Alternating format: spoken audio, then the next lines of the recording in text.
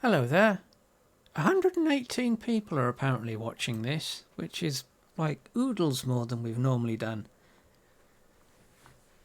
So anyway, who wants to make a room, a garage? So that's what we're going to do this, well, in the next couple of streams, that's what we're going to do. And we're going to use the room furniture, well, the furniture room starter file for this. So I need some links.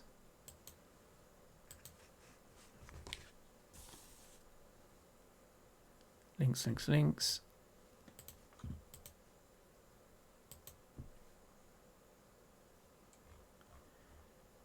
Right, go to...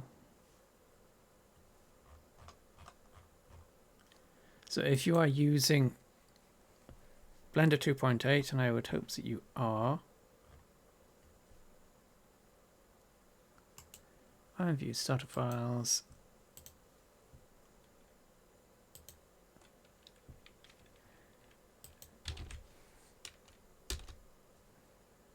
So starter files, and if you're using a Blender 7.9,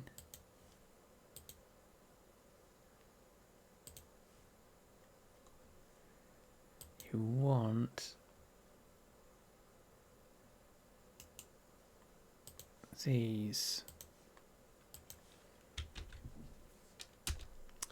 Oh, 118 people. It looks like it was just a glitch. Twitch is putting an extra couple of digits in there. Right, so if you're using Blender 2.8, use the codecs files. If you're using Blender 2.79, use the forum files.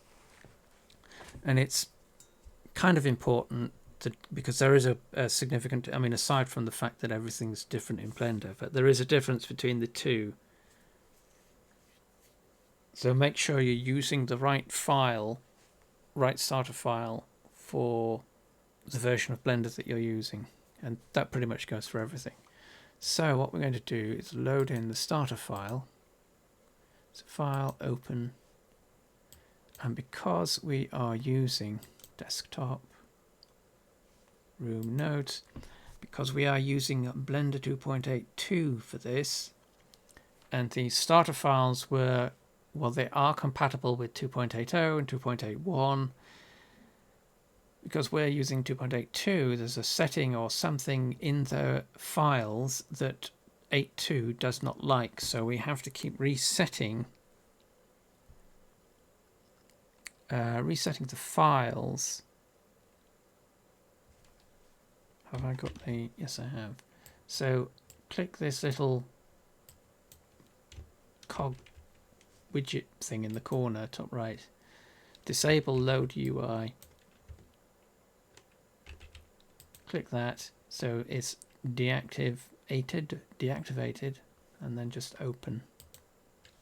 This completely resets the file, so we have to do what we usually have to do now, which is reconfigure the project, and we do that in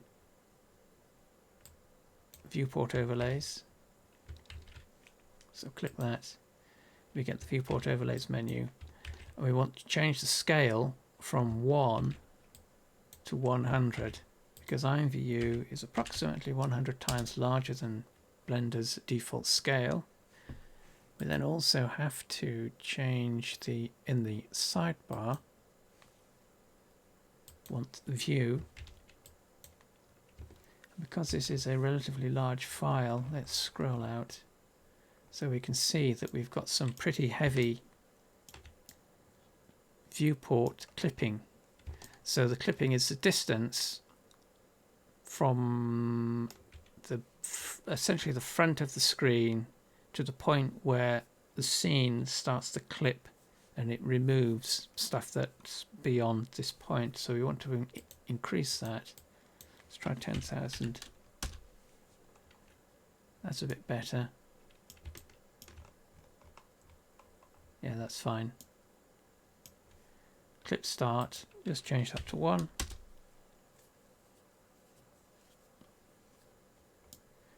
And then what we also want to do is, where is it? There it is, backface culling. So in viewport shading, so this option, where this is, will differ depending on the mode that you're in, the shading mode. At the moment, because we're in solid, which is why everything is just flat colored, it's in the viewport shading options. So go down to backface culling and disable that so we can see into our mesh. This just makes it easier to see what we're doing.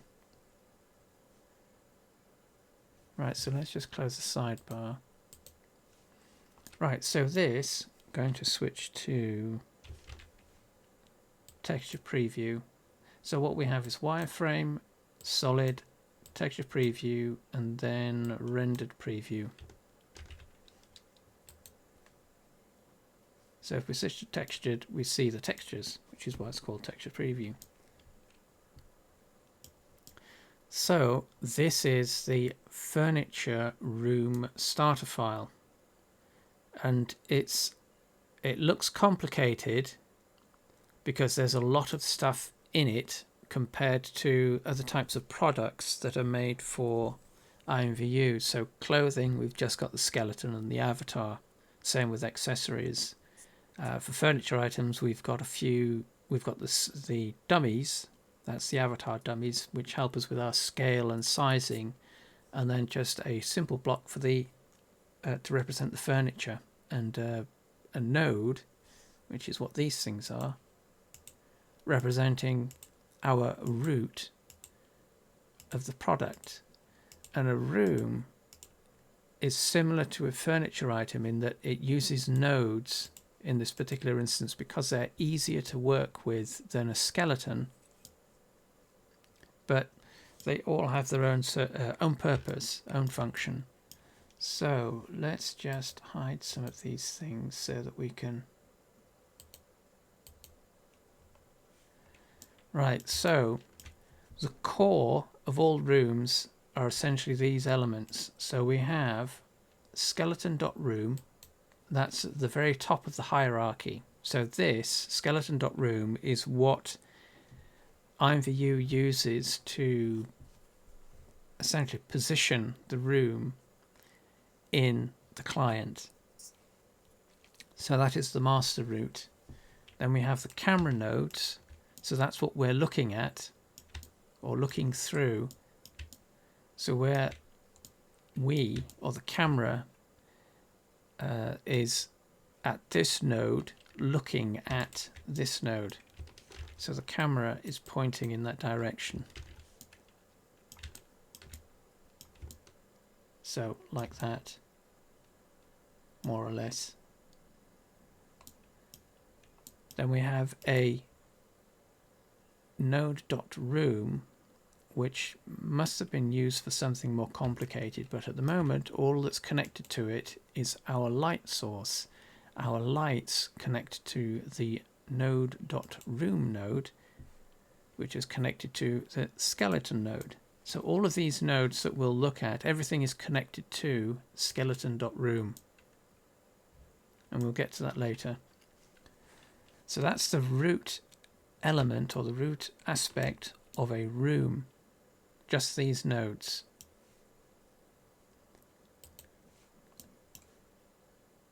Hide those. Connected to those, the elements that make room nodes, not room nodes, rooms, furniture rooms functional are furniture nodes. And these are our furniture nodes. And there are three types. There's these ones that are being clicked on now. They are wall nodes. We've got floor nodes. And then we've got ceiling nodes. And the thing that distinguishes them isn't necessarily their position. So a ceiling node isn't necessarily called a ceiling node because it's up in the air, attached to a ceiling or representing a ceiling. It's called a ceiling node because of its orientation. It points down into the scene. Furniture nodes point up into the scene, and wall nodes point inwards. So if we look at what the blue handle of the widget is doing, so depending on the orientation of the wall node, it points in to the room. On the floor, it points up. So again, it doesn't matter which one that is. And then the ceiling nodes, it points down into the room. So if you wanted to do something particularly odd, you could use the ceiling nodes on the floor and the floor nodes on the ceiling, and vice versa, mix and match them up. But obviously it could make the room quite chaotic to use in IMVU. So these are the furniture nodes, and these are all attached to, or will be attached to, skeleton.room. And again, we'll get to that later. Let's hide those. So then, of course, we have the room mesh. In this case, it's just a simple cube, but it can be anything, and it can be quite large. As far as I'm aware, there is no physical size limit, so rooms can be huge. And there isn't necessarily a mesh density limit, although it's a good idea to try and keep that down to a minimum, or as low as possible, so that you're not wasting resources.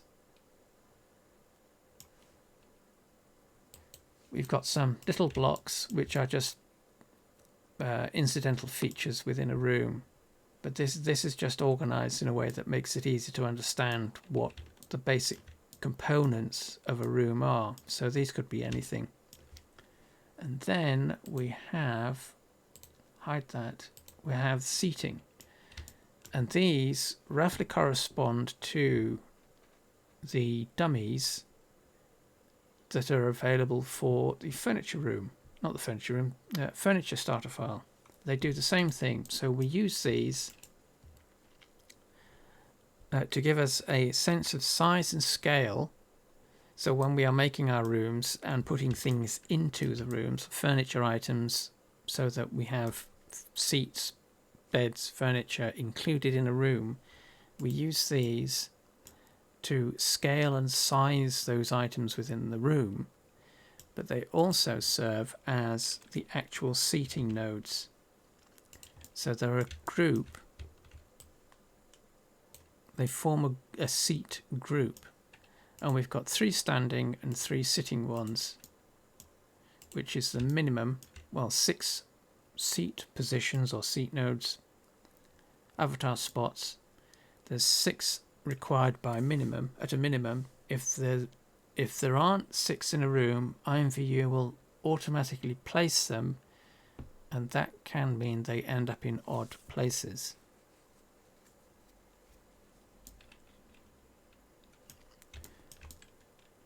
So those are our basic elements. Let's activate them all so we can see them in context. So we can see our the cubes in this particular instance are roughly the same height as a seat. So we could use this example to make a room from. It's a good idea actually to use the outliner when making rooms, so that we can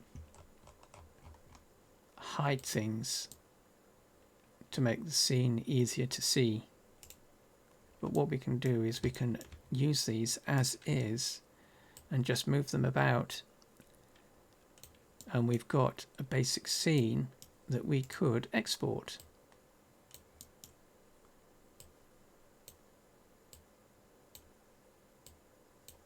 But what we're going to do is make a simple garage.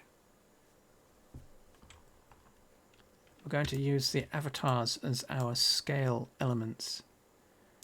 So let's hide. No, let's keep the room. We need that. Hide the room nodes. We don't need those yet.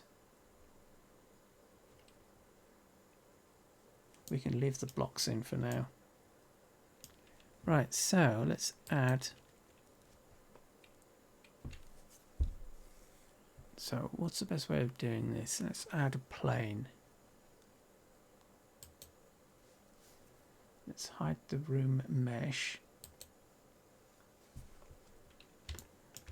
The plane is underneath the blocks, so we can hide those as well for the moment.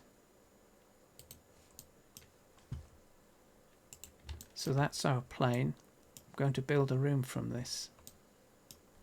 So what we want to do,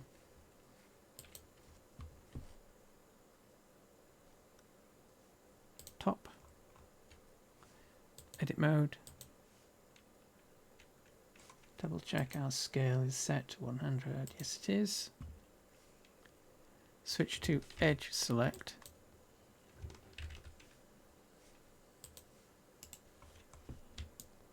Zoom out.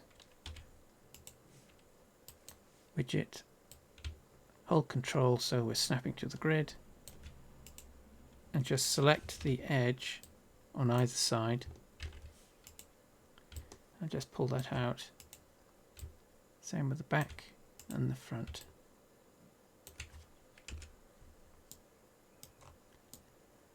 That's a small garage. Make it a bit bigger.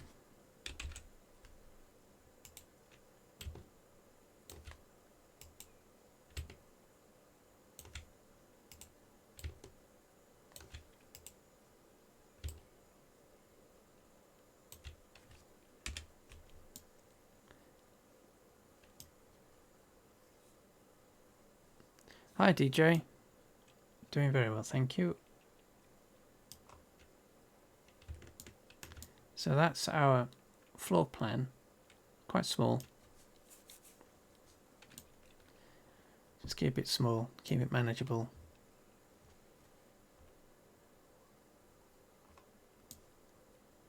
And then what we can do with this is select our edges. Oh, hang on, no, let's do something different.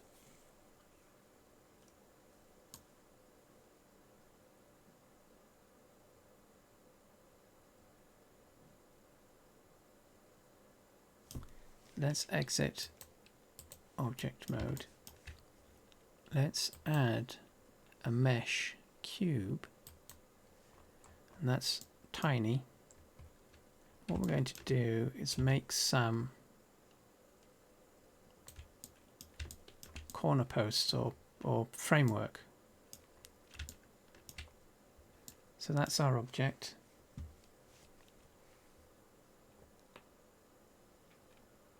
Yes, I know, DJ, you're having trouble with the animations, not to worry.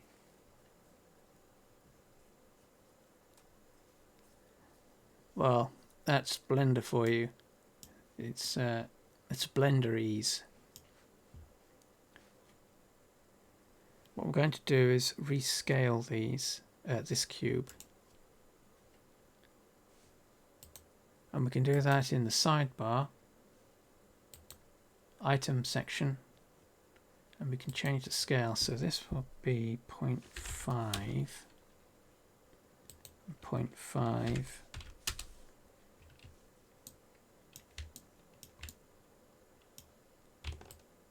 Hold control down to move. That snaps it to the grid.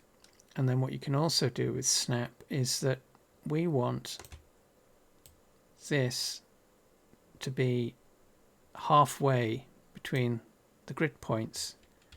Holding control down only snaps to the major or minor.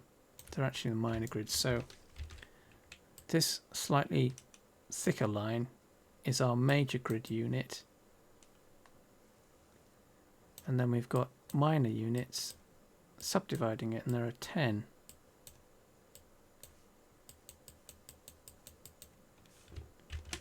So if you want to move something incrementally in between those, you can hold Control Shift or Shift Control grab the handle, whoops, Control Shift, and then you can incrementally move it in smaller amounts.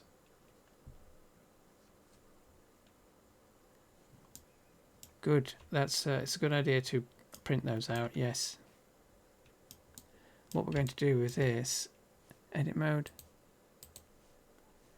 switch to face select, grab the top, and we're going to go into viewport front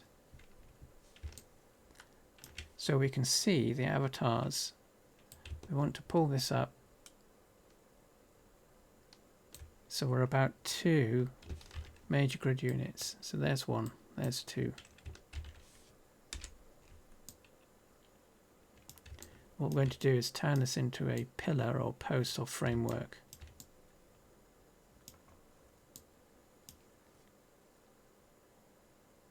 Now, one of the things that we want to do with this, because it's a room, we want to be able to see. So if we were looking at the scene as we are now, but we were in IMVU, we want to be able to actually see inside the mesh. So what we want to do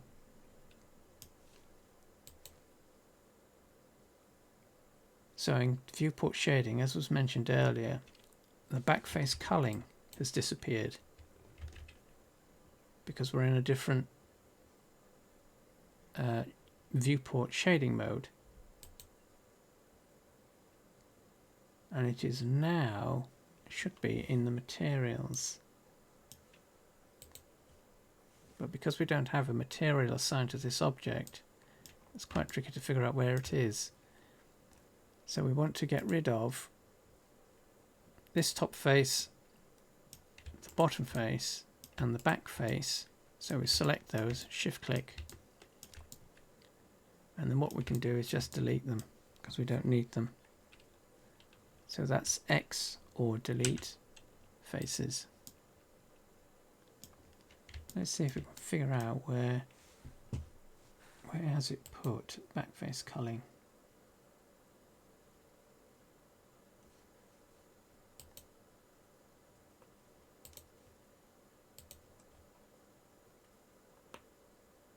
See, that's kind of funny because if you have an object with a material mixed with objects that don't have a material, you can disable backface culling on the ones that have a material because backface culling is down here. So we can disable that, and it disables it for those particular objects. See, it's already disabled for the room, but the objects that don't have a material, you can't disable backface culling. But whoops,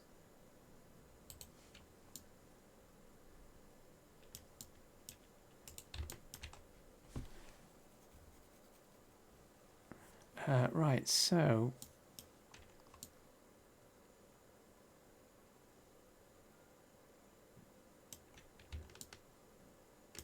I want to make some post framework from this, so duplicate,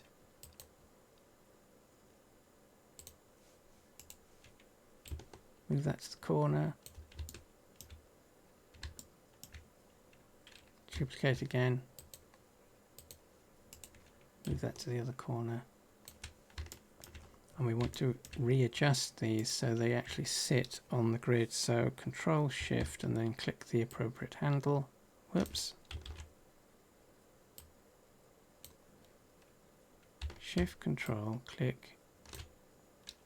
Oh, that's weird. Make sure we're in global.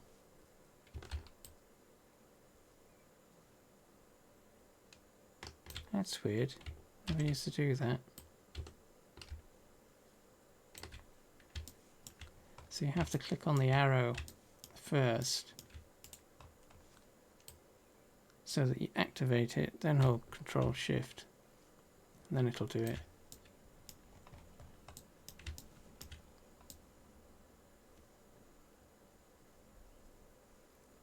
So this is a corner one, so we can get rid of that.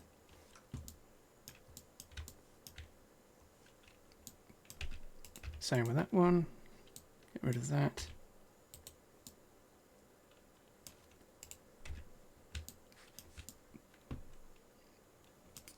And then what we can do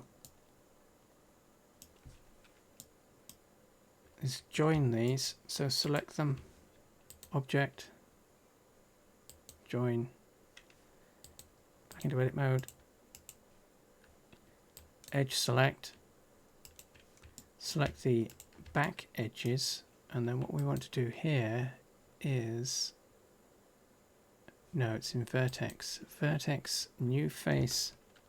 Not quite sure why that's in here, but that creates our back wall.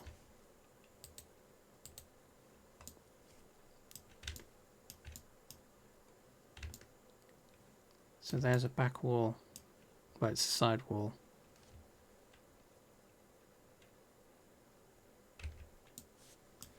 Let's enable wireframe so we can see what we're doing. So select our object, Object Properties, Viewport Display, and then we want wireframe. Do the same for the floor.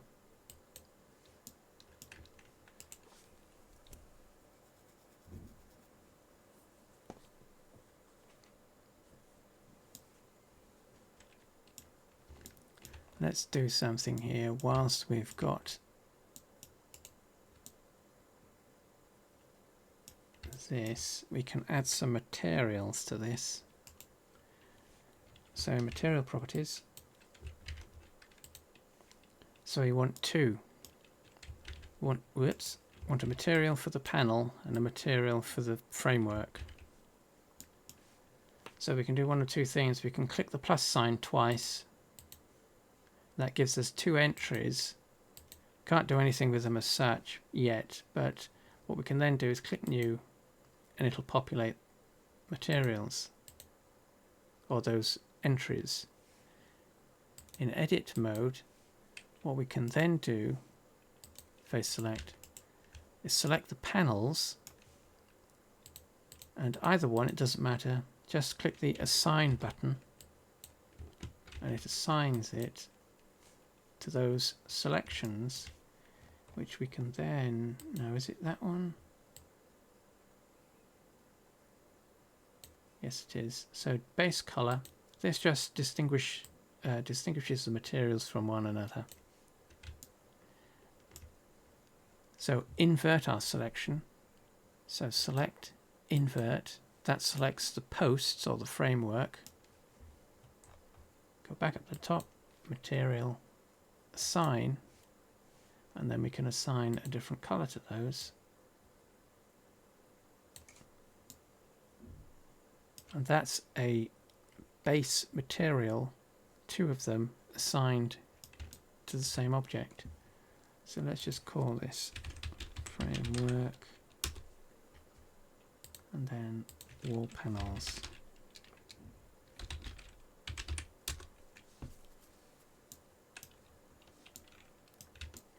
And all that does is it makes it easier to select the materials or select the sections of the mesh later on when we've got a much more complex scene that we're working with.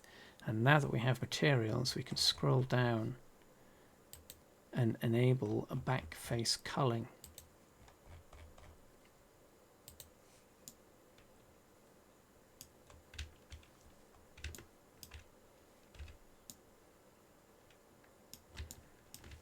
So duplicate this, right click to reset or press escape, and then what we can do is mirror, and it should be X. So that flips it around, click Control and drag that across to the other side, and we've got our wall So we've got a back and a, well, two side walls.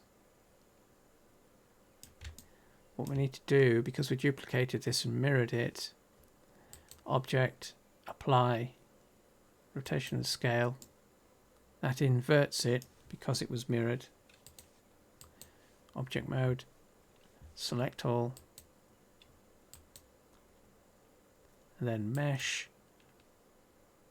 No, it's not mesh. Where is it? Face. Yeah, it is mesh. Normals, flip.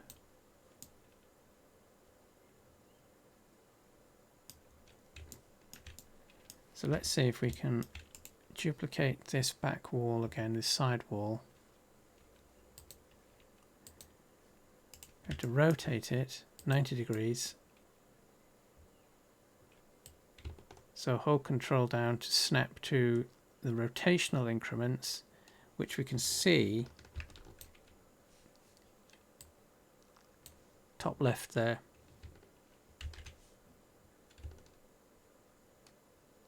Click to set, and then let's see how much space we've got.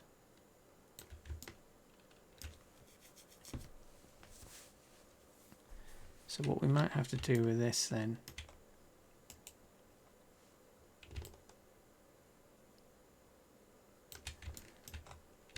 don't need the corner one, edit mode, so get rid of those two, don't need that one, get rid of those two. We want the pillar, so this is where our material assignments come in handy. So rather than selecting them and constantly rotating the scene, what we could do also, or as an alternative, is click on the material to select it or highlight it, then click select, and it highlights those elements for us. So what we can do now is duplicate that,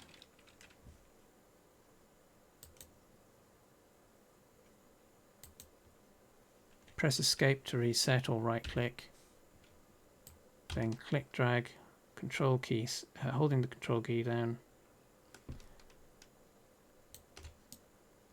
drag that into position. We may need to control shift, knock that over too.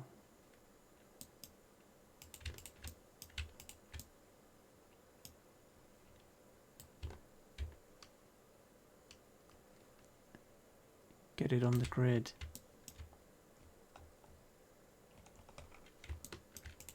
Get rid of that back face. It's going to recreate it. So edge select.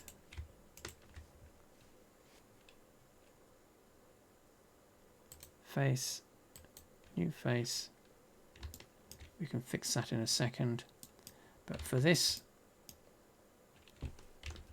face,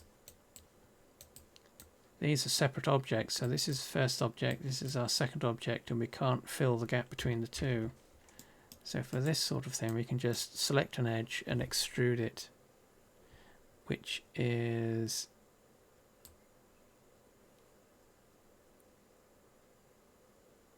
extrude region or extrude region, that's fine. That'll change the widget, and just click drag on the tool. Hold Control down to snap to the grid, and then just release to complete, and that'll snap it to that corner. So we've now got a back wall.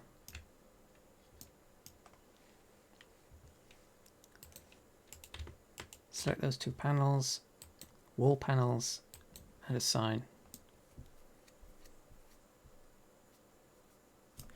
So if we want those to be even, so we've got half a major unit.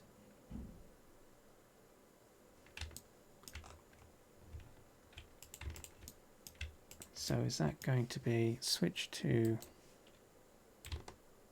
one unit across, or is it going to be half a unit? Nope, that looks right.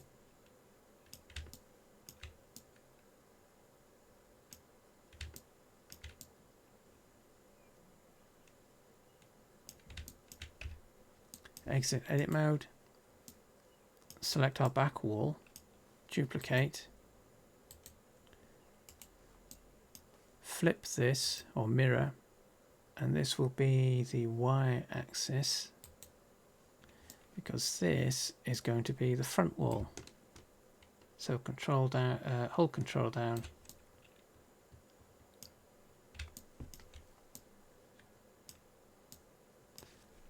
object, apply, rotation and scale,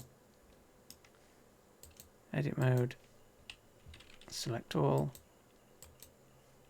and then flip the normals.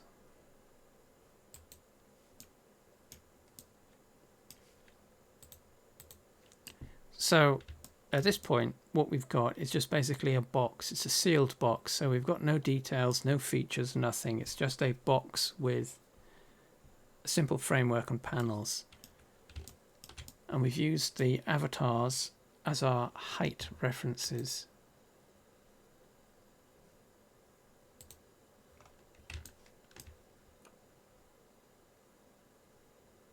So depending on what it is that you're making, it's usually a good idea just to do this in terms of when you are making your room. Don't get bogged down with the details too much. What you can do is just create the basic shape that you need and extrude a box. Let's just save this whilst we're save as.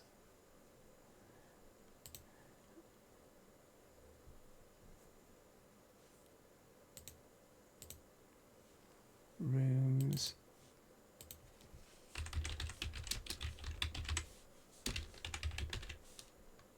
Twitch Garage 1. Save as. So what you can do is just work with a floor plan. If it's a building, obviously it's different if it's a terrain or something that has a combination of terrain and man-made structures. So lay out a floor plan. Let's just hide this. In fact, actually, let's just do something quickly. So we select our walls and we've got our floor. So what we can do in the outliner is rename these so that we know what they are. So the plane, double click, that's the floor, dot mesh. So we've got the wall. So is that the left or the right? Doesn't really matter.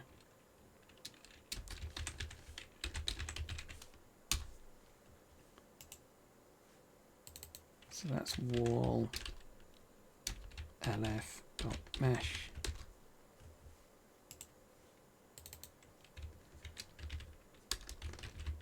Wall back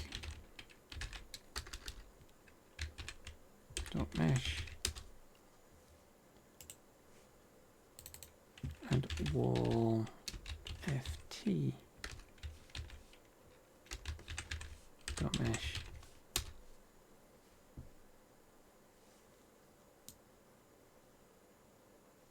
So let's just hide those now that we've identified them.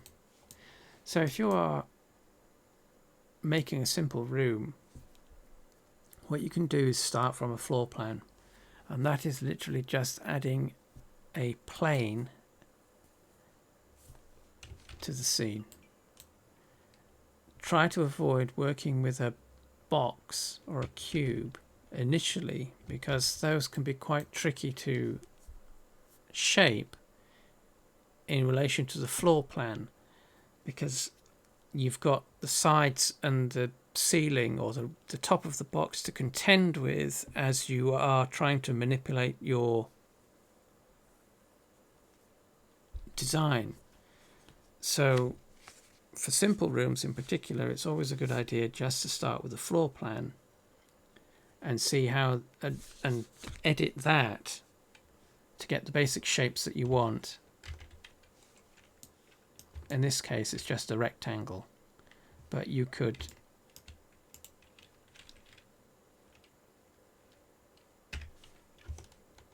add loop cuts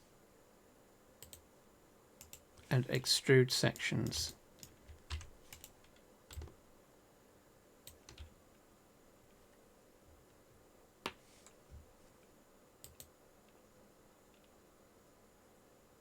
Yeah, no, we don't want to do that. No idea where these bots come from.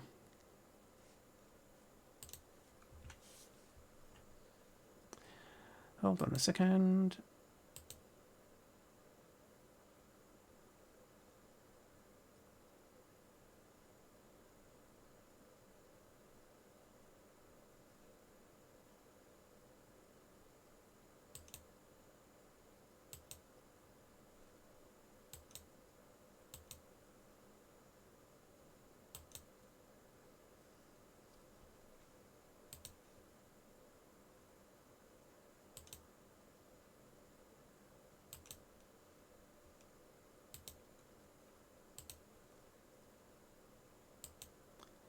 We've got some, it looks like it's just hacked accounts that are being used to spam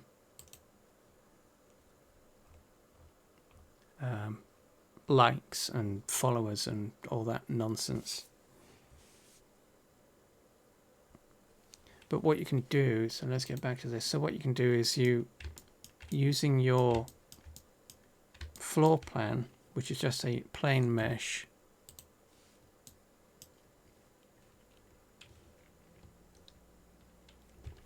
you can whoops, that's the wrong thing.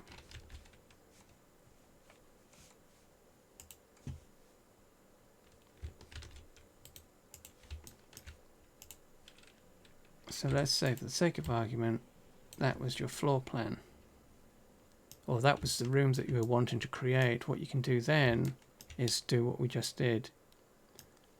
Create walls for it, or a simpler way of making a very simple room, which is basically just a floor with walls. It's just, once you've got your floor plan in place, is to literally just extrude those up and you have your room. And it's basically just a box, a shaped box. In our case, just double check.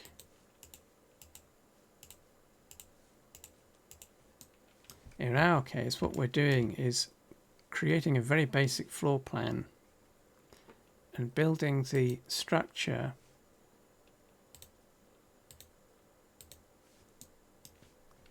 so that parts of it, have some very basic detail built in. Because what we can then do with these, particularly if this is, with this just being a garage, is use the avatars as our scaling references and add things like doors, doorways, and window openings. So for example, we want this front wall to be essentially a garage door that will fit a very small car through. So what we may do is just, oh, we've changed the color of the widget thing, there we go, is get rid of these faces so that we can put a garage door opening there for a car. And then maybe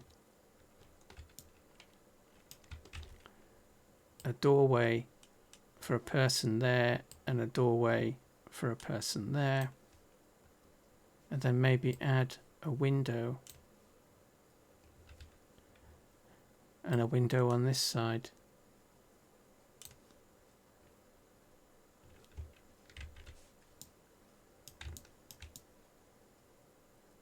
And the way that we've structured this room, because we've built it in sections like this, what we can do is just hide the bits that we're not working on in order to see what we're doing. So let's add a doorway at the back there. So we're going to grab one of the standing avatars, select the large node of the group which controls the movement of the whole thing as a group, and just move that, and hold control down again, just a snap. Just going to move that into position so that we get a sense of scale.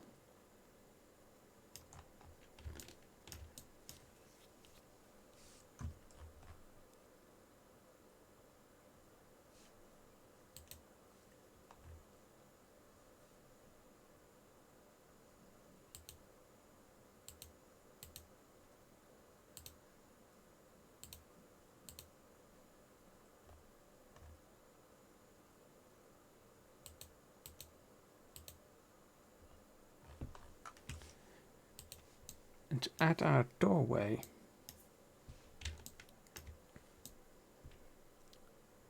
let's see, it needs to be about yay high and about yay wide. So select our wall, edit mode, and we can do this a number of ways.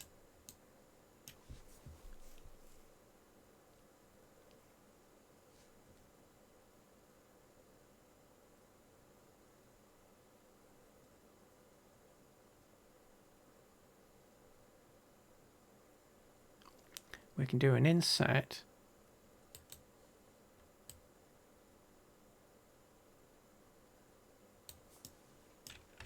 and then adjust.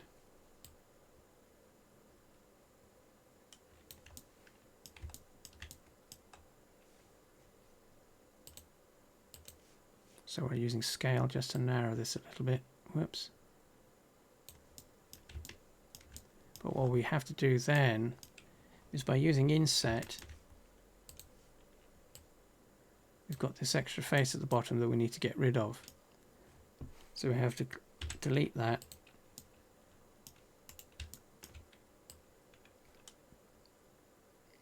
Drop that down.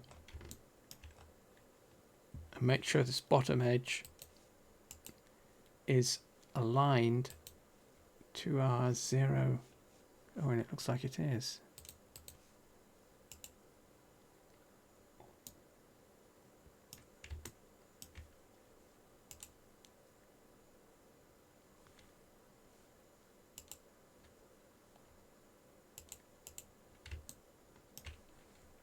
That's 3D cursor. Looking at the wrong thing.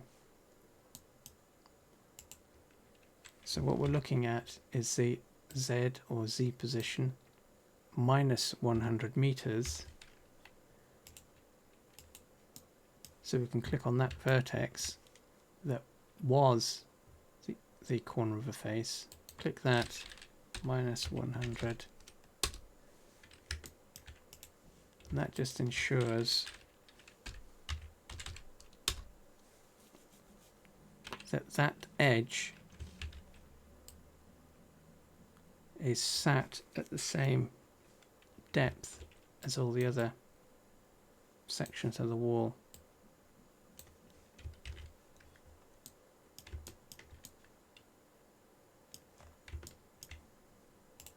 That might be a bit too wide.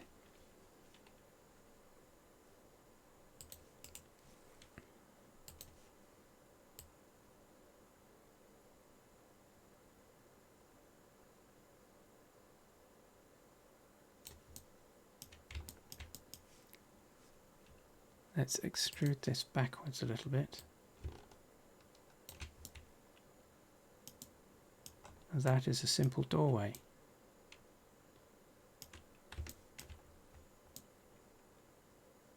We can do the same thing for windows. So inset, whoops,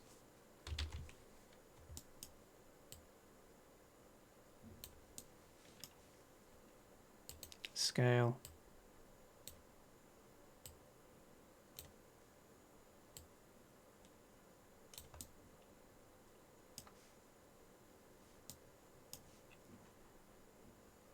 extrude,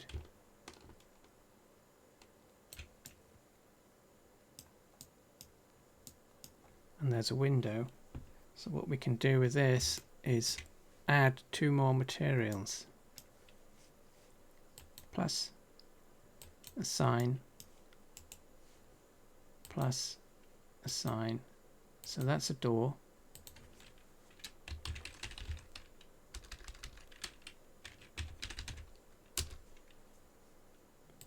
Change the color.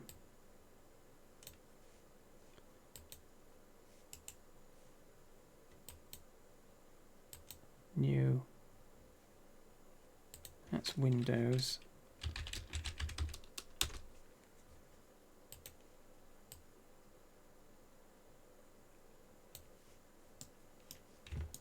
So this section of the wall, exit that, this section of the wall now has 4 materials assigned to it, which will eventually mean 4 textures. The back wall and all the others only have 2. So where are we going to put that other door? So rather than going through all that process again, what we can do, select the section that we've just created, select all the bits, need to focus, frame selected. What this does is it frames the view on the selected elements so that the view rotates around it rather than the skewed rotation it currently has. So it's rotating around a funny center of a pivot point. So what we can do is view, frame selected, and it now means that we are rotating around, and we can see that our materials are double-sided again, so we need to change those. Door. So select our doorway and the door and that bit of the floor. Duplicate.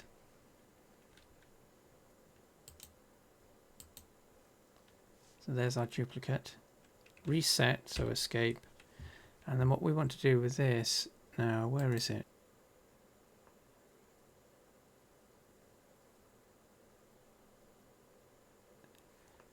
Mesh, separate, there it is.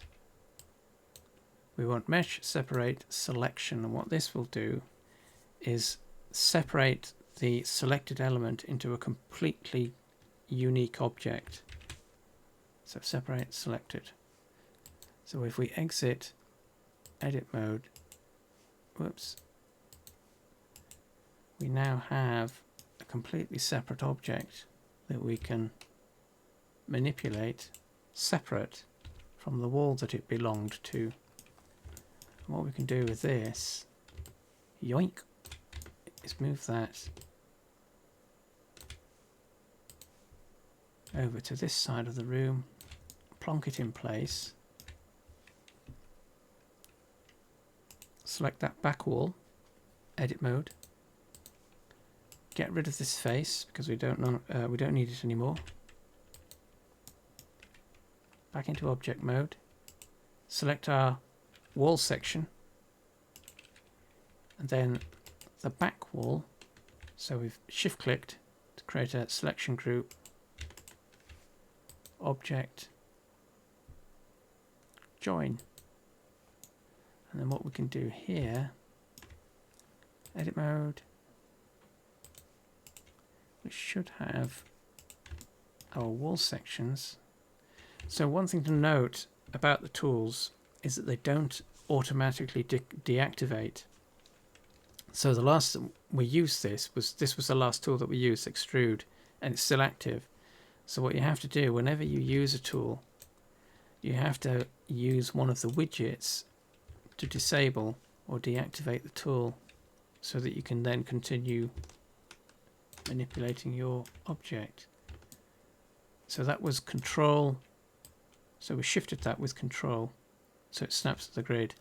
And because our objects were already snapped to the grid when they were created on this side, they should, in theory, snap to and align to the other elements. And this, because it's about halfway of a full subunit, we can probably use click, Control, Shift, and then small increments to drop it into place. And that aligns nicely with that. Select all. And then what we can do is mesh, clean up, merge by distance. That's not removed anything because the distance is too small relative to Blender, relative to IMVU scale being so large. So what we have to do, merge by distance pop-up, change that to, whoops, 0.1, and we can see that it's removed some vertices, just 2.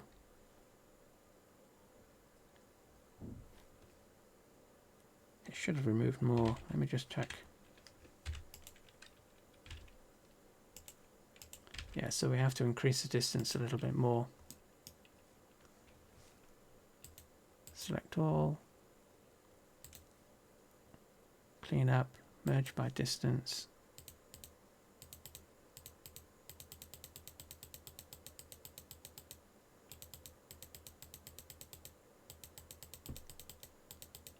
That's quite a, oh no, that's right, because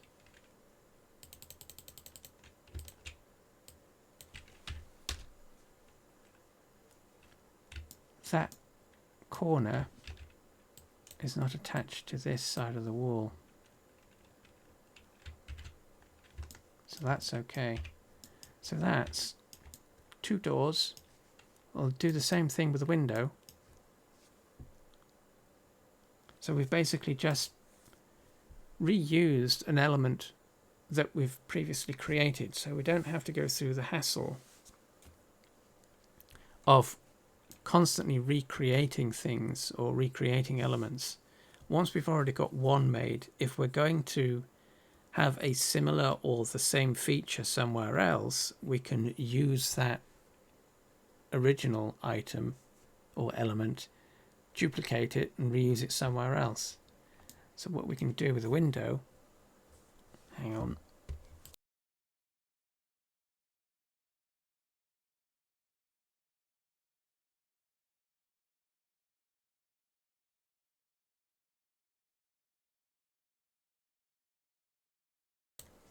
so we can do the same thing with the window. So select that wall, excuse me, select the wall, edit mode. We want all the sections.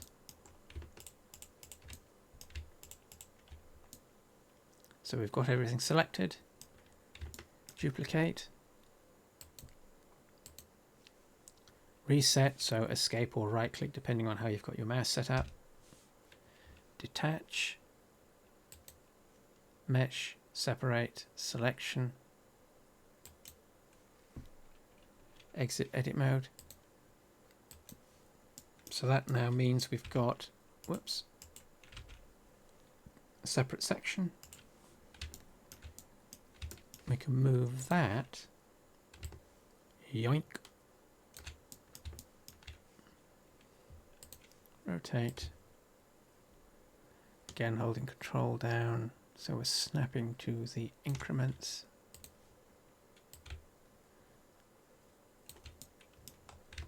And this should drop into place against that back wall because it's the same size. So what we need to do now, select that face, so edit mode, select, and then delete, back into object mode, select our objects,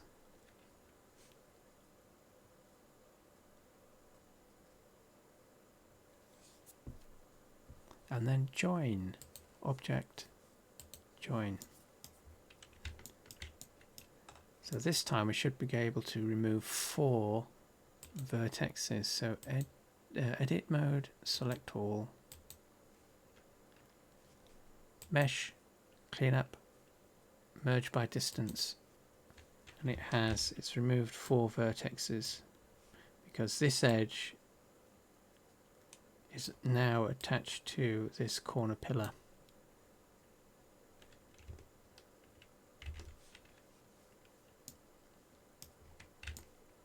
So relatively quickly we've got 2 doors and 2 windows.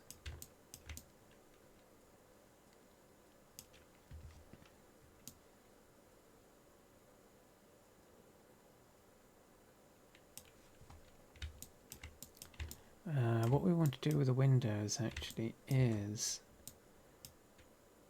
yes, so what we want to do with the windows, select the panel or the pane, select, whoops, view, frame selected, so we're rotating around it. What we want to do with the windows is that we don't want them actually on the back, because that we need to create the illusion of depth. So what we can do now, where is this?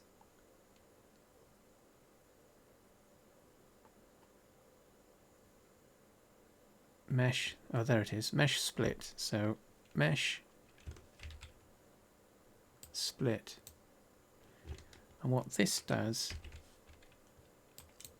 is it detaches the selected element from surrounding elements so that it can be moved without affecting those elements.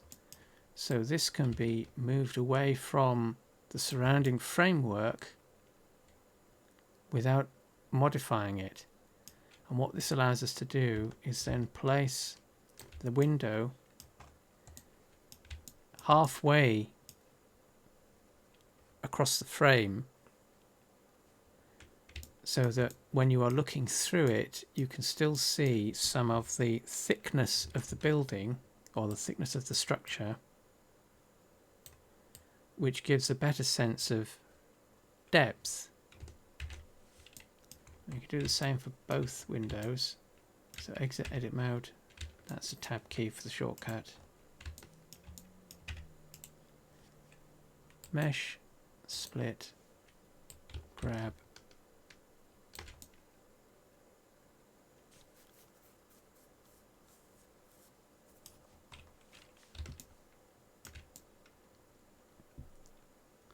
So we've now got 2 doorways. We could put another one in,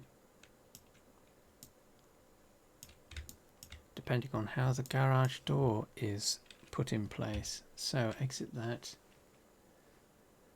So the front is the garage door, and that is going to occupy 2 of these.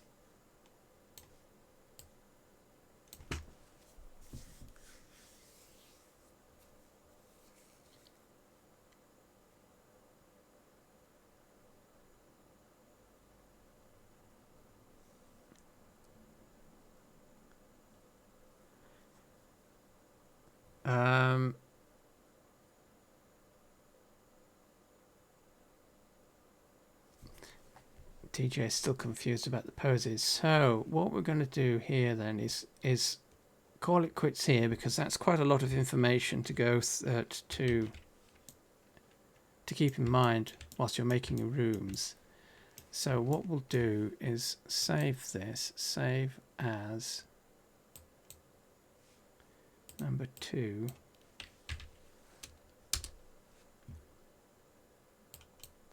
And in the next stream, what we'll do is create an opening for the front. Well, what we might do is add we'll add garage doors in here somewhere, and maybe a utility door into the front of the garage, so you don't have to keep opening the garage door in order to get into the garage. You just open a utility door and get in. So this door would be into the side of the house. So if you imagine that there's a house going off here,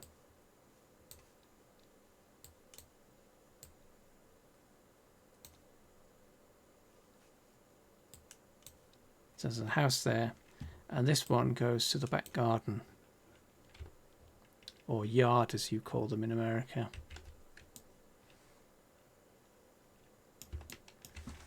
So that's what we'll do in the next session. So save that again just in case. Save.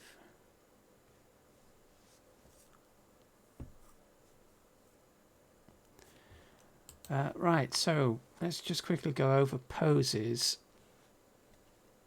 for DJ.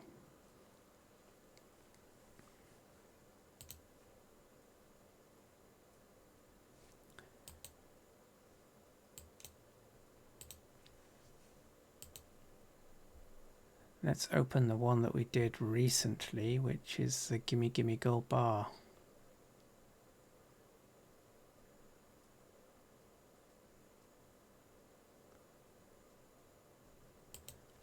Open.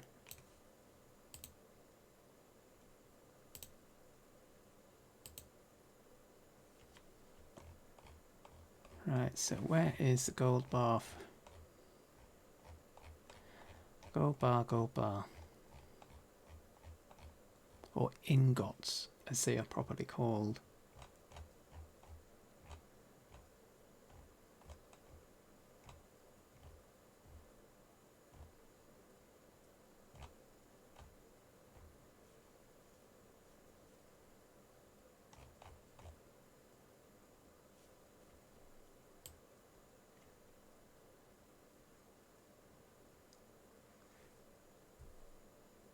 Oh, the furniture items, that's right. There we go, gold bar.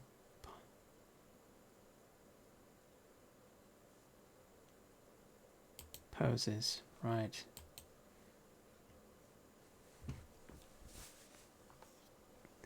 Right, so I hope you're watching, DJ.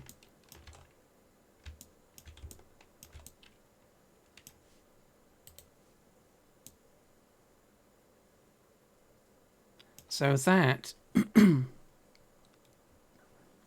that is a custom pose. Now this is associated with a furniture item, but the principle is exactly the same, whether it's for a furniture item, for a room. So we might do some custom poses for the room. In fact, we'll do some custom poses for the garage when we get round to that, so we'll get some of those in place. But regardless as to whether it's a furniture item, a room, accessory, an avatar pose, they all use the same skeleton, which is this thing. So this is a custom pose.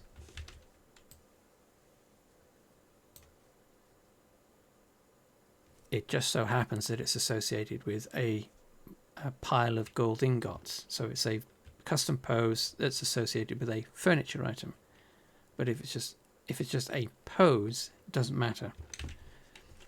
So if it's a static pose, the avatar doesn't do anything in IMVU. Once you've created your pose, as in the position the avatar is in when, whatever it is. So in this instance, it's just the avatar is grabbing hold of the pile of gold ingots. So we've got two of them. One is lying with their arms wrapped around the gold ingots, and the other one is sitting, grabbing them and pulling them towards them. So two poses. So these are static poses. They don't animate, or they won't animate in IMVU. So to set that up, so the prep is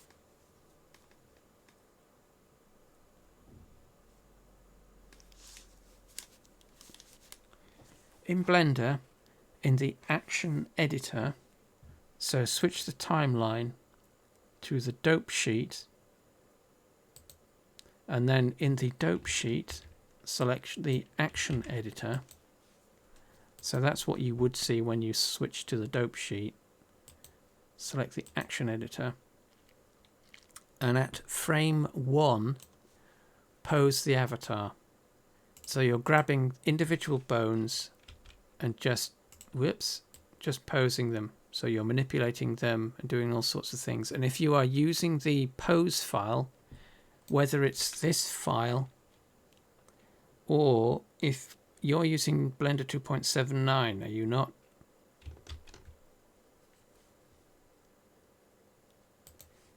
If you're using Blender 2.79, it's the same principle, same process, but the starter file looks slightly different.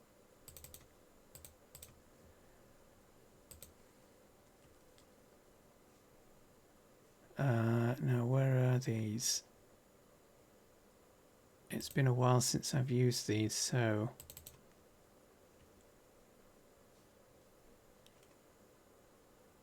using 2 point. So hang on then. Does it if it looks like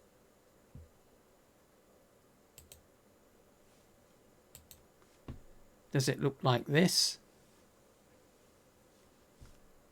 or does it look like this?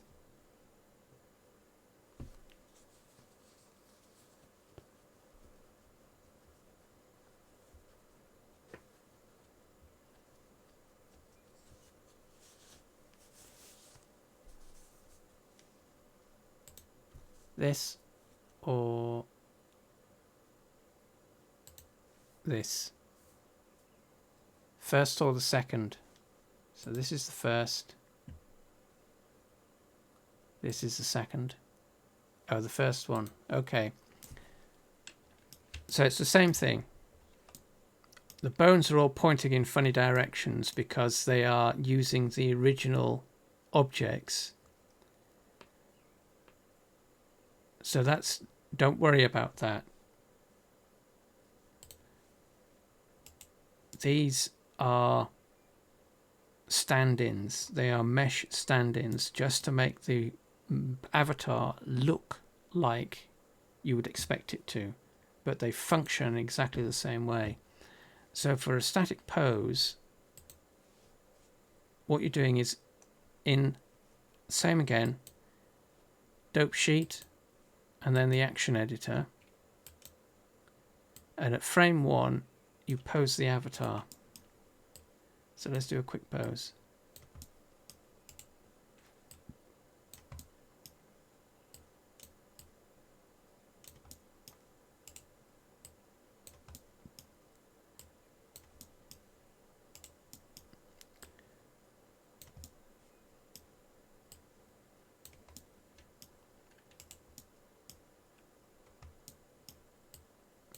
Just doing a quick pose, a quick pose, pose. Whoops, it's a broken arm. So that's your pose. Make sure your pose is baked to the timeline. So select all. Whoops.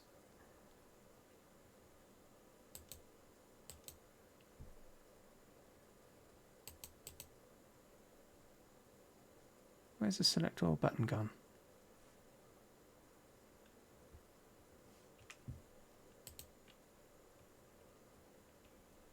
Okay, that's weird. So press the A key, then press the I key or animation, insert keyframe.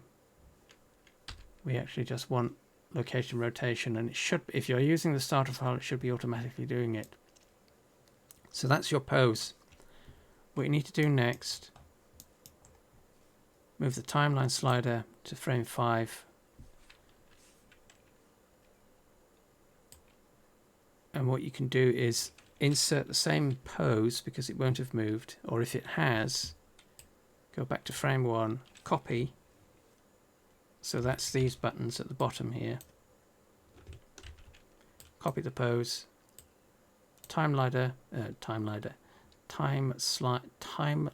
slider, frame 5, paste the pose, and it'll duplicate, and then slide it along to frame 10 and reset.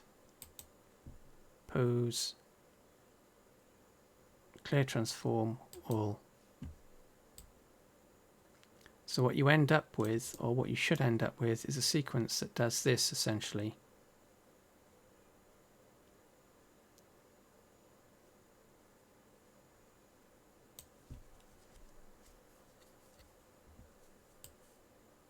And that is what you need prep-wise for a pose to work in IMVU. So let me just save this. Save as.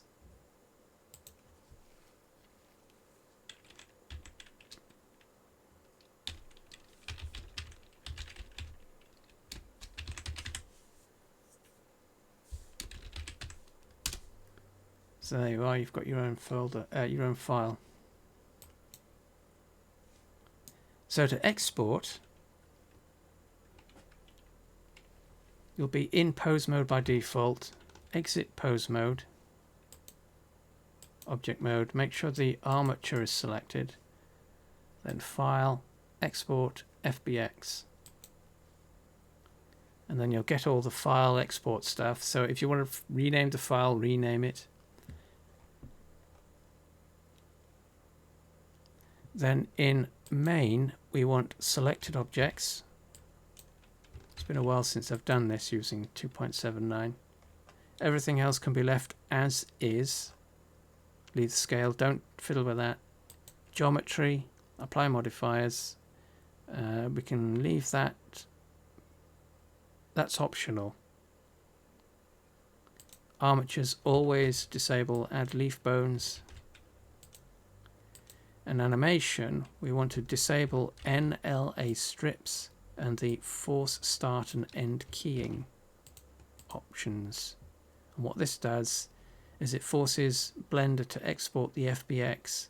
If there are several animation sequences, it forces it to export each sequence as its own track or sequence rather than joining them all together into one longer sequence. So once you've done that, double check selected objects,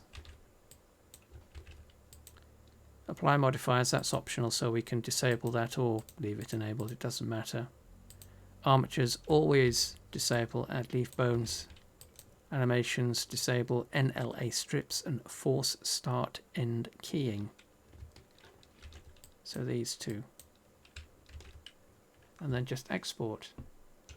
So that's the button at the top right. Export. Then in IMVU,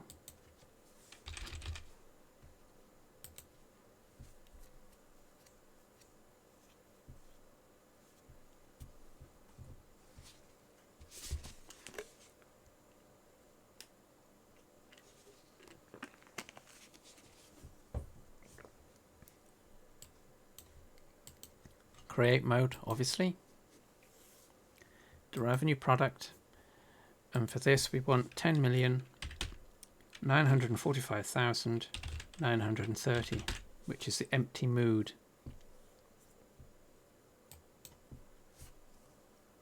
And basically what that is the avatar file stripped of all the animations that are associated with the default poses that the avatar can strike or go into. So that's the default. We're going to replace all of that. So import our FBX, load FBX, avatar. So DJ, there it is, DJ Young Wolf, open. So we've got no skeleton here. So what we have to do is hide the skeletons that it is hiding. And that then gives us the options that we need. And we want the one with the fewest bones. In this instance, 86. So select that. No meshes, which is fine. Then configure. FBX contains no meshes, that's fine. Import changes. And there is our pose animation sequence. So next, 0.01 as the apply scale, and then just import. Success. Apply changes. That just loads the sets the file inside the project. So to get this working, actions, add an action, and what we want to do is call this stance.idle. It's an avatar. Pick the same ensemble, and then in skeletal animation,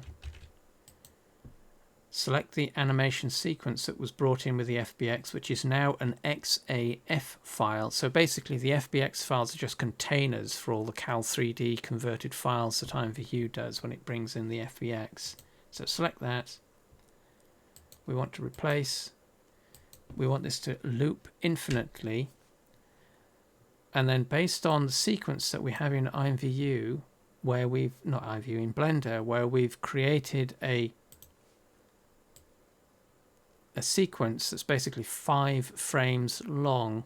It doesn't have to be 5 frames. It just is easy to remember the numbers. Your loop start is going to be frame 1 and your loop end will be frame 2.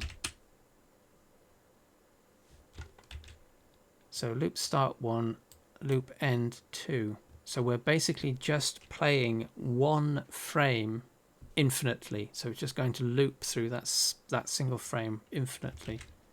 Then we can apply changes, and there is our pose.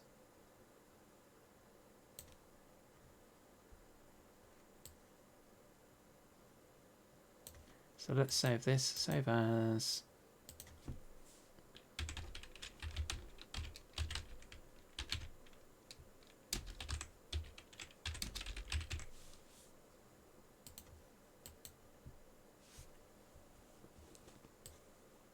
So if your pose is not doing that, or it just keeps doing this,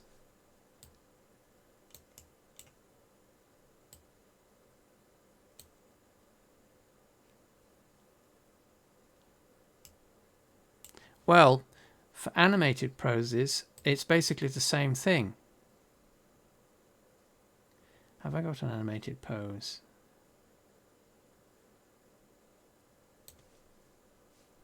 So let's create an animated pose for this, a quickie. So what we can do for this then, for an animated pose, let's create a new sequence. So click the plus. That duplicates the sequence that we've already got. So we can just call this kick.pose.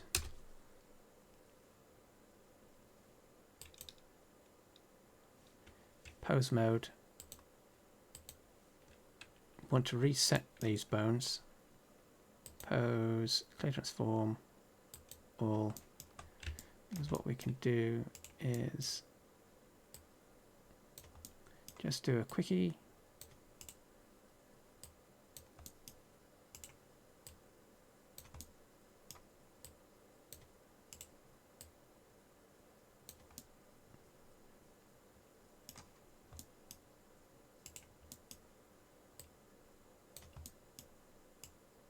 Whoops.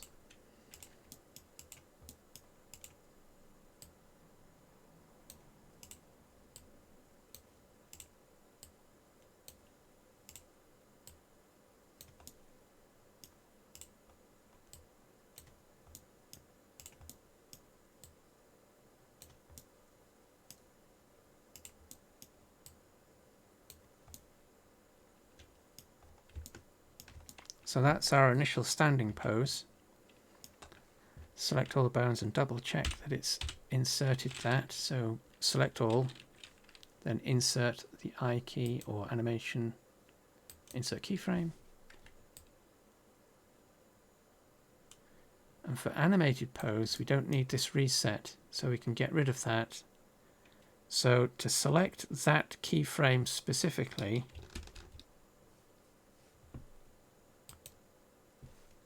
can we do a few?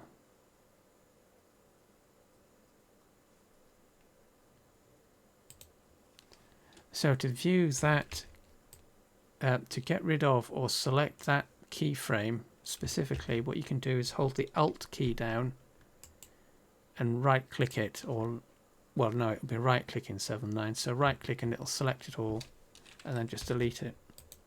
That gets rid of it. View.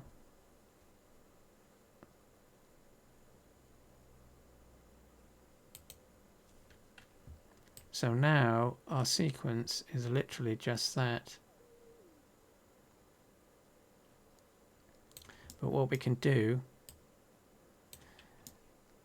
select all.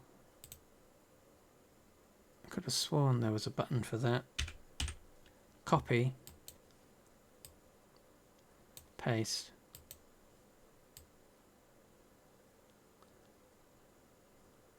So that's the pose or the animation.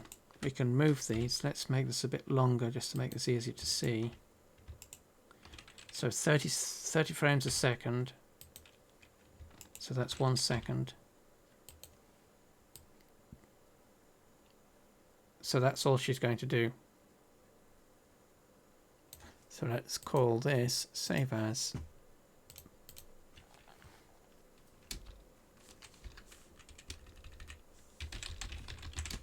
Animated. So that's our animated pose. All we do is the same thing again. So exit, pose mode, make sure the armature is selected, file, export, FBX. Let's call this animated pose. Check our settings. So again, force start end disabled, NLA disabled, add leaf bones disabled, geometry optional. In main selected objects, and then just export.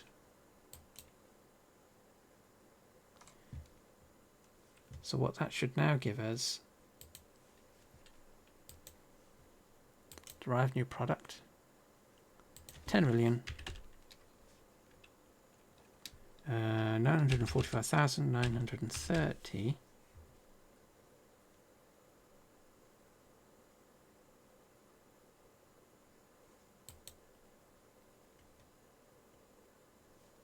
So that's the default pose that we're getting rid of. So if the armature is not selected, how do you select it? So in order to make your pose, you are in pose mode. So the bones highlight blue. So as you're selecting them, they highlight blue. So what you're doing is switching to object mode from pose mode. So that's pose mode. I'll just select them all so that they can be seen more clearly. Object mode, and you select it in the same way that you select your bones. So right click, and the armature highlights this pale orange color, and that indicates or confirms that you have selected the armature.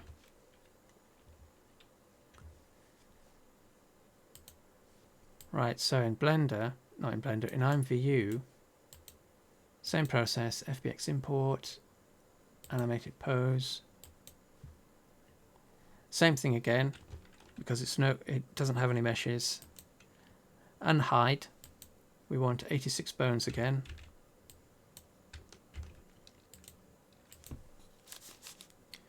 Configure FBX, import changes. So now we have two animation sequences.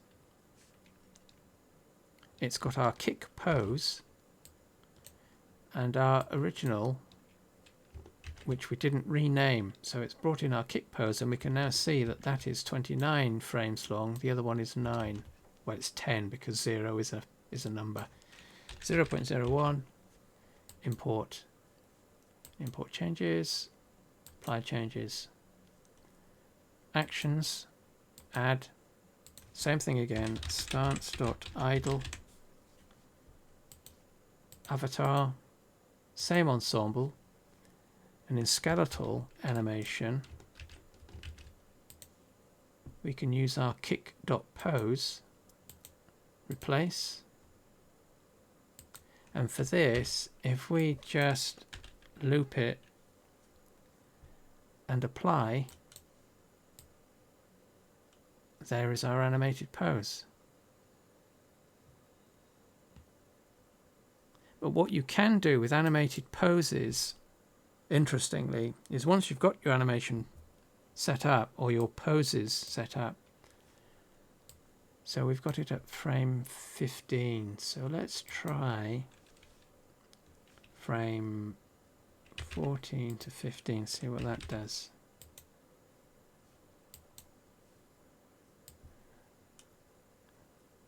you can lock a pose to create a static pose from an animated sequence. Because all you're doing is playing around with the frame numbers. So I guess that's where you're getting stuck, is the frame numbers, how long the sequence should be in IMVU.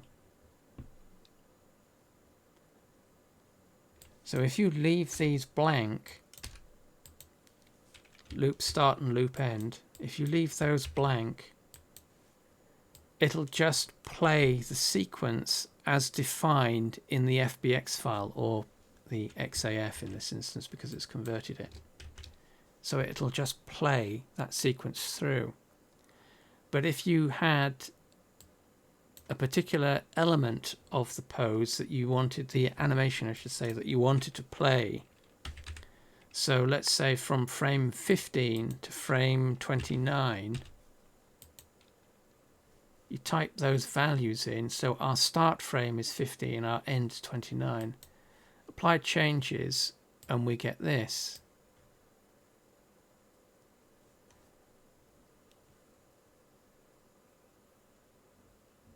Right, so if you can't get rid of the T-pose in IMVU, you've got a problem, because obviously this works. It's just how you have got yours set up that it's not doing what you expect it to. So there, instead of a T-pose, what we've got, so instead of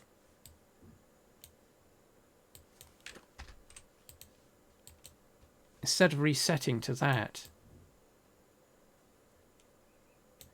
if you have an actual sequence able to be selected and plopped into the skeletal animation selection option, so here, it means that something has been brought in. So if all you're seeing is this, then it means you have not got your loop start and end frames set. And that's all it is. So instead of seeing this, you should be seeing this, but you're not, because you don't have these set. Or if you do, there's something wrong with the animation sequence. But if there was something wrong with the animation sequence, i.e. it was blank, IMVU wouldn't bring it in. It would say there was a problem with the file.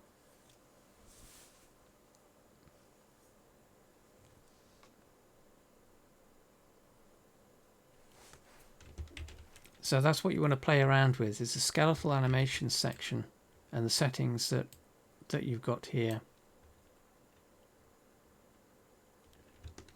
And make sure you're using the right trigger as well. Stance.idle, and the I is uppercase.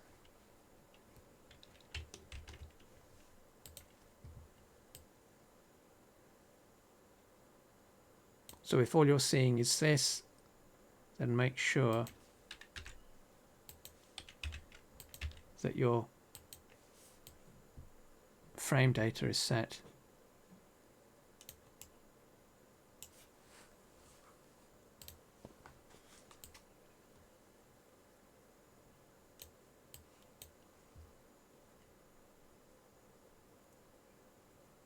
Right, so if IMVU is bringing it in and the pose works, then yes, you are not setting your start and end frames. That's all it is. It shouldn't go back to the T-pose. If you've got your animation set up properly in IMVU, in Blender, as we were just looking at, so you have your... Save that.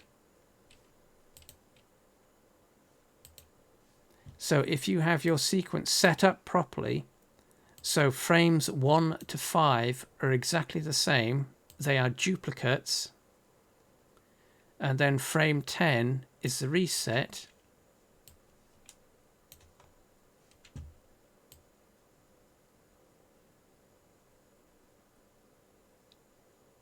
then it should work. Because all you're then doing in IMVU is instructing it to use a frame range in here somewhere. So you have a choice of, in this case, it's 5 frames. So you could set frames 1 to 2, 2 to 3, 3 to 4, or 4 to 5. It doesn't matter which. It will play the same static frame or the static pose that's in that frame repeatedly. If it's reverting back to the T pose, it means you don't have something set up correctly.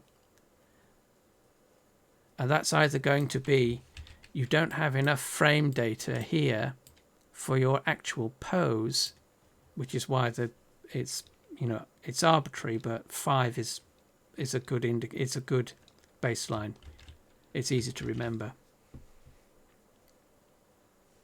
So in Blender, you need your pose to occupy at least a couple of frames and then have the reset, so that in IMVU, when you import your start frame, this frame corresponds to this keyframe, and this frame corresponds to, at most, frame 5. So what we could do with this is frames 1 through to 5, and it'll do the same thing. It'll just repeat that sequence. So that's all it's doing. It's repeating that frame range. And because that frame range holds the same static pose, it just repeats it infinitely.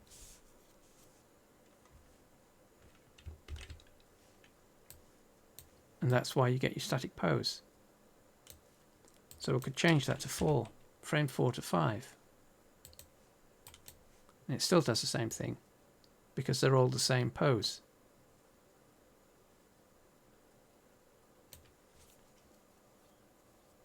Well, this is being archived, so you can go back over this in your own time. But generally speaking, double check you've got everything set up properly in Blender, and that it is exported, and that in IMVU, in your action, you have your start and end frames set up.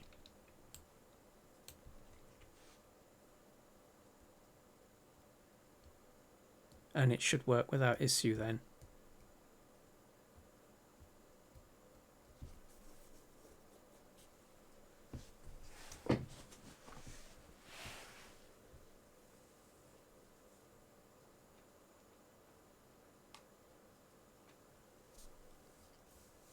Right, well, we'll call it quits there, because that's an hour and 3/4.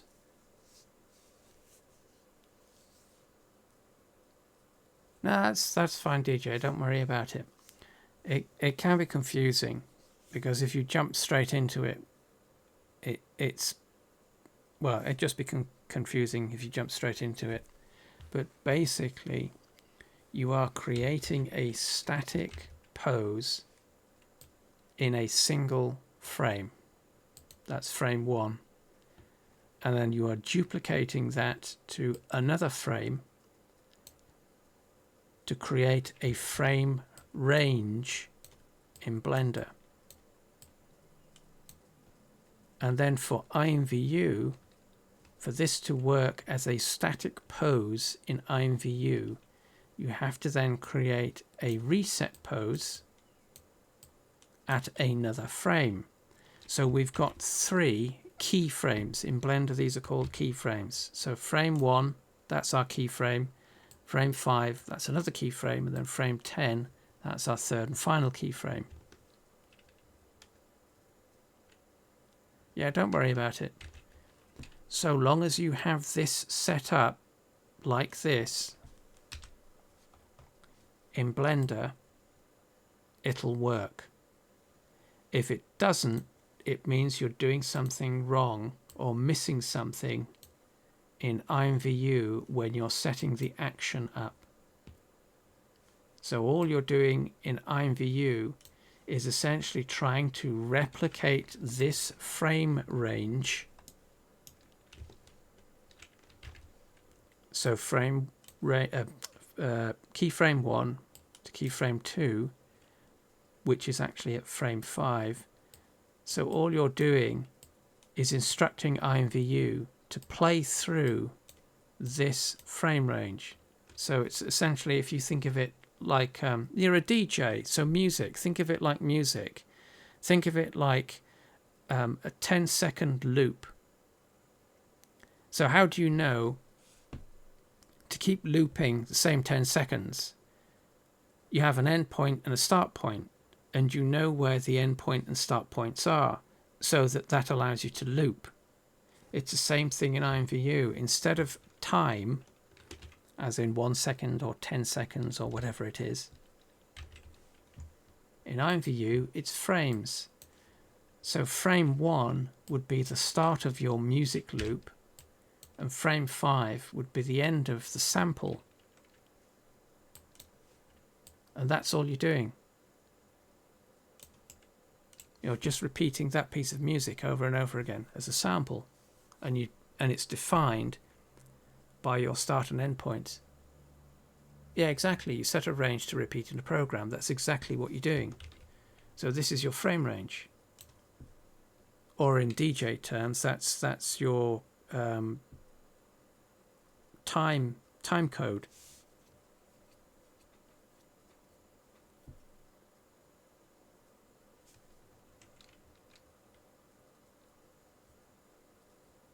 Otherwise, how do you know? How do you know where your start and end points are for your sample to repeat?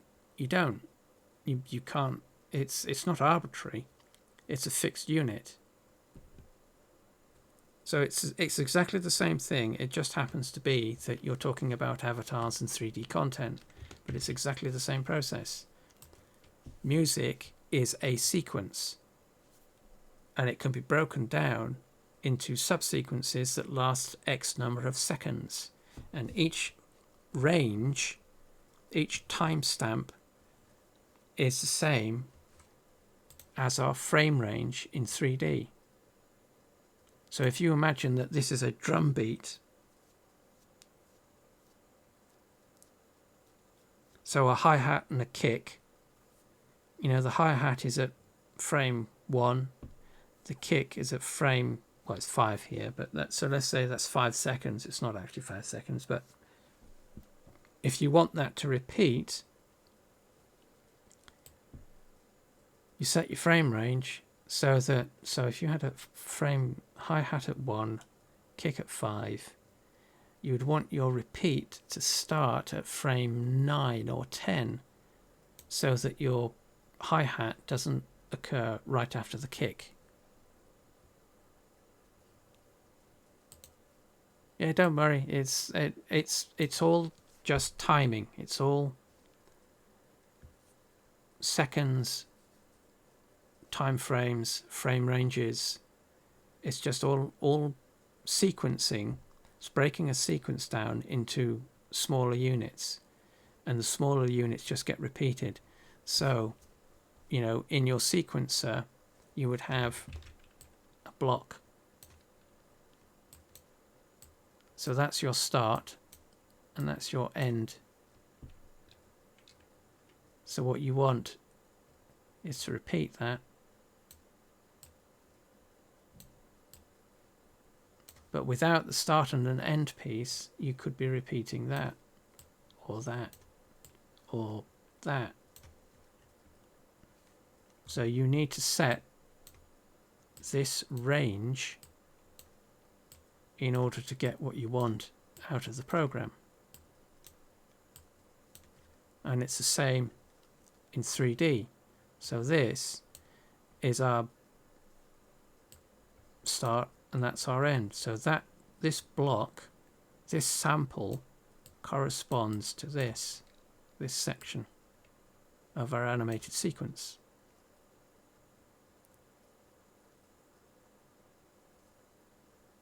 And this is the bit that we actually use.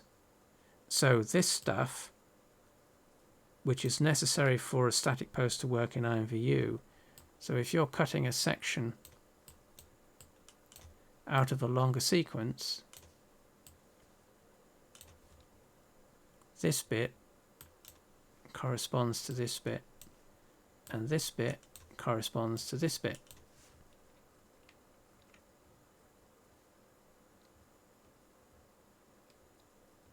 Yeah, you want the bit that says 86 bones. So you're not exporting meshes in this instance, we're just exporting pose data. So we're in object mode, selected, the armature is selected, we export, and then in IMVU, so 10,940,930.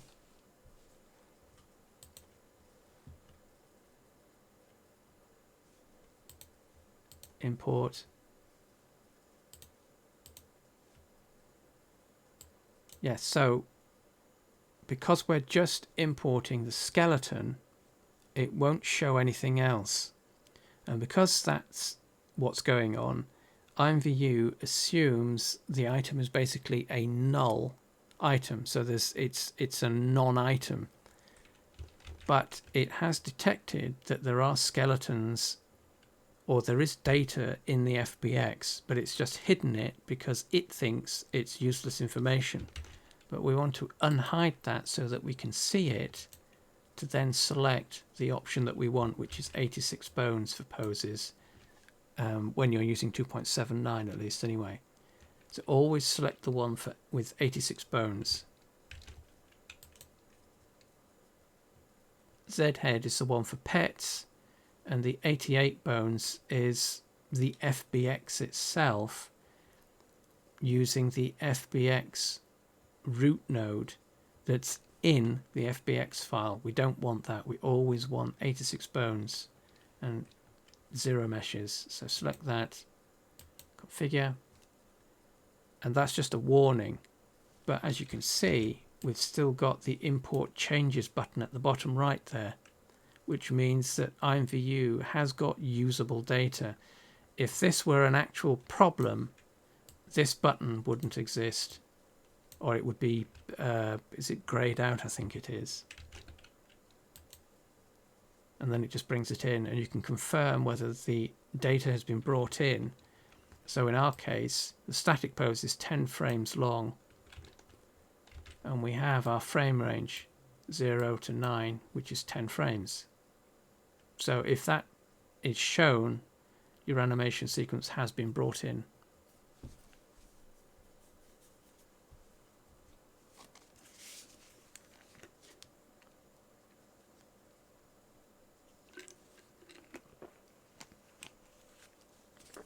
And obviously those numbers will differ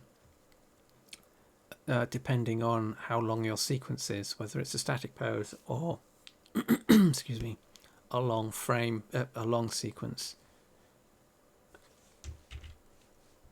Then just set your scale, always 0.01, and then import.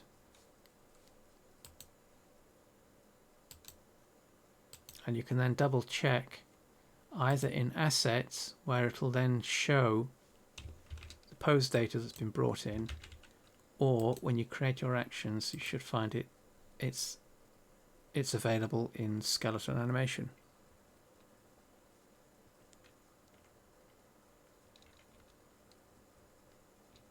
Yes, that's well. You've already. We're already.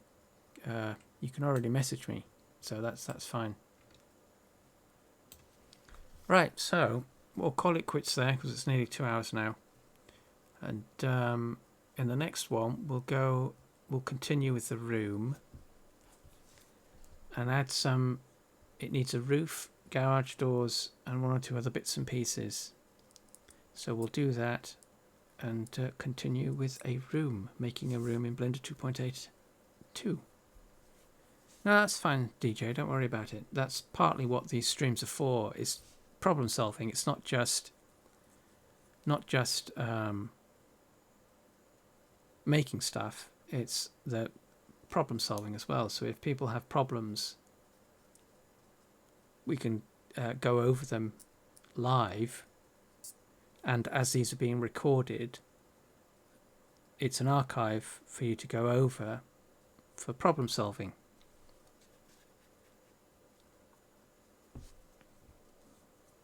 Right, so we shall see you on the next stream. So thanks for lurking, lurkers. Those initial 118 were quite a surprise, but could very well be just an error on Twitch's behalf. But thanks for the lurkers lurking. Thanks, DJ, for chatting in chat.